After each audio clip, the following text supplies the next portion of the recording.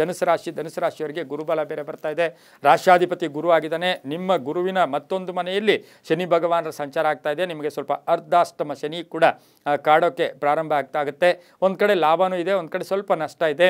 ಆ ಲಾಭ ಯಾವುದು ಅಂದರೆ ಗುರುವಿನ ಬಲ ಕೂಡ ಬರ್ತಾ ಇದೆ. ಈ ರಾಶಿಯವರಿಗೆ ಮೂಲ ನಕ್ಷತ್ರ, ಪೂರ್ವಾಷಾಢ ನಕ್ಷತ್ರ, ಉತ್ತರಾಷಾಢ ನಕ್ಷತ್ರದವರು ಈ ರಾಶಿಗೆ ಒಳಪಡ್ತಾರೆ. 2 ಮತ್ತು 3ರ ಅಧಿಪತಿಯಾಗಿರ್ತಕ್ಕಂಥ ಶನಿ ಭಗವಾನರು 6, 10, 1ರ ದೃಷ್ಟಿ ನೋಡ್ತಾ ಇರ್ತಕ್ಕಂಥದ್ದು.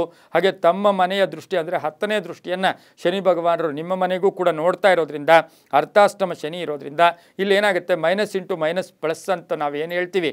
ಹಾಗಾಗಿ ನೋಡೋಕ್ಕೆ ಹೋದಾಗ ನ್ಯಾಯದಿಂದ, ಧರ್ಮದಿಂದ ಸಾಕಷ್ಟು ಶುಭ ಆಗ್ತಕ್ಕಂಥ ಯೋಗ ಕೂಡ ಇರುತ್ತೆ.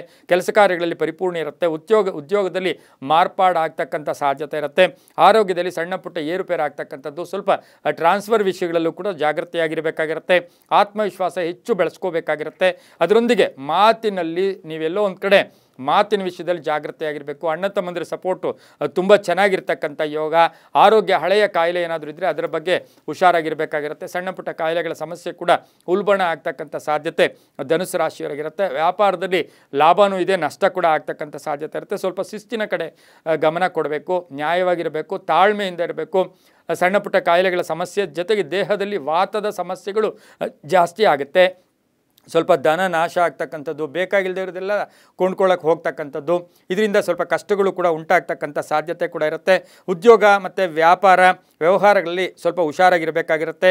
ಹಾಗೆ ಈ ರಾಶಿಯವರಿಗೆ ವಿದೇಶ ಸಂಬಂಧಗಳ ವಿಷಯದಲ್ಲಿ ಟೆನ್ಷನ್ಸ್ ಆಗ್ತಕ್ಕಂಥದ್ದು, ಫ್ರೆಂಡ್ಸ್ ಜೊತೆ ಏನೋ ಮಾಡೋಕ್ಕೋಗಿ ಏನೋ ಮಾಡ್ಕೊಂಡಿದ್ದೆ ಆದರೆ ಕಷ್ಟ ಆಗ್ತಕ್ಕಂಥದ್ದು, ಬ್ಯಾಂಕ್ ಸಾಲ ಸ್ವಲ್ಪ ಜಾಸ್ತಿನೇ ಆಗ್ತಕ್ಕಂಥ ಸಾಧ್ಯತೆ ಇರುತ್ತೆ. ಆದರೆ ಗುರುವಿನ ಅನುಗ್ರಹ ಇರೋದ್ರಿಂದ ಮಾರ್ಗಗಳು ಸಿಗುತ್ತೆ, ಅದಕ್ಕೆ ಮಾರ್ಗಗಳು ಕೂಡ ಸಿಗ್ತಕ್ಕಂಥದ್ದು. ಅವಿವಾಹಿತರಿಗೆ ಒಳ್ಳೆಯದಾಗುತ್ತೆ. ಉದ್ಯೋಗ ಸಿಗ್ತಕ್ಕಂಥವ್ರಿಗೆ, ಉದ್ಯೋಗ ಹುಡುಕ್ತಾ ಇರತಕ್ಕಂಥವ್ರಿಗೆ ಒಳ್ಳೆಯದಾಗುತ್ತೆ. ಹಾಗೆ ಕಾಂಟ್ರಾಕ್ಟ್ದಾರರು, ಲೇವಾದೇವಿಗಳು ಚೆನ್ನಾಗಿರುತ್ತೆ. ಕಾಂಟ್ರಾಕ್ಟ್ದಾರರು ಸ್ವಲ್ಪ ಈ ಒಂದು ಸಂದರ್ಭದಲ್ಲಿ ಜಾಗೃತಿಯಾಗಿರಬೇಕು. ಹಿತಶತ್ರುಗಳು ನಿಮ್ಮ ಪಕ್ಕದಲ್ಲೇ ಇರತಕ್ಕಂಥ ಸಾಧ್ಯತೆ ಕೂಡ ಇರುತ್ತೆ. ಸಂತಾನ ಯೋಗ ತುಂಬ ಚೆನ್ನಾಗಿದೆ. ಮಕ್ಕಳಿಂದ ಕೀರ್ತಿ ಪ್ರತಿಷ್ಠೆಗಳಿಗೆ ಭಾಜನರಾಗ್ತೀರಾ. ಹೊಸದಾಗಿ ರಾಜಕೀಯ ಪ್ರವೇಶ ಮಾಡೋರಿಗೆ ತುಂಬಾ ಒಳ್ಳೆಯದಾಗುತ್ತೆ. ಧನುಸು ರಾಶಿಯ ಮಹಿಳೆಯರಿಗೆ ಸಾಕಷ್ಟು ಪೂರ್ಣ ಅವಕಾಶಗಳು ಕೂಡ ಕೂಡಿ ಬಂದಿರತಕ್ಕಂಥ ಸಂದರ್ಭ ಕೂಡ ಶನಿ ಭಗವಾನರ ಸಂಚಾರದಿಂದ ಆಗುತ್ತೆ. ತುಂಬಾ ಒಳ್ಳೆಯದಾಗುತ್ತೆ. ಪ್ರತಿನಿತ್ಯವೂ ಸಹ ಓಂ ನಮೋ ವೆಂಕಟೇಶಾಯ, ಓಂ ನಮೋ ವೆಂಕಟೇಶಾಯ, ವೆಂಕಟೇಶ್ವರನ ಸ್ಮರಣೆ ಮಾಡ್ಕೊಳ್ಳಿ, ವೆಂಕಟೇಶ್ವರನ ಸ್ತೋತ್ರ ಹೇಳ್ಕೊಳ್ಳಿ. ಸಾಧ್ಯವಾದರೆ ತಿರುಪತಿಗೆ ಹೋಗಿ ಬನ್ನಿ, ಸಾಧ್ಯವಾದರೆ ಮುಡಿಯನ್ನು ಕೊಟ್ಟು ಬನ್ನಿ. ಅದರಿಂದ ನಿಮಗೆ ಅನುಕೂಲ ಇದ್ದರೆ ಮುಡಿಯನ್ನು ಕೊಟ್ಟು ಬರೋದ್ರಿಂದ ಸಾಕಷ್ಟು ಒಳ್ಳೆಯದಾಗ್ತಕ್ಕಂಥ ಯೋಗ ಕೂಡ ಇರುತ್ತೆ. ಹಾಲಿನ ಅನ್ನವನ್ನು ಪುಟ್ಟ ಮಕ್ಕಳಿಗೆ, ನಮ್ಮ ಮನೆ ಮಕ್ಕಳು ಅಂತಲ್ಲ ಬೇರೆಯವ್ರಿಗೂ ಕೊಡ್ಬೋದು. ಹಾಲಿನ ಅನ್ನವನ್ನು ವೆಂಕಟೇಶ್ವರನ ದೇವಸ್ಥಾನದಲ್ಲಿ ನೈವೇದ್ಯವಾಗಿ ಕೊಟ್ಟು ಬನ್ನಿ, ಸಾಕಷ್ಟು ಒಳ್ಳೆಯದಾಗುತ್ತೆ.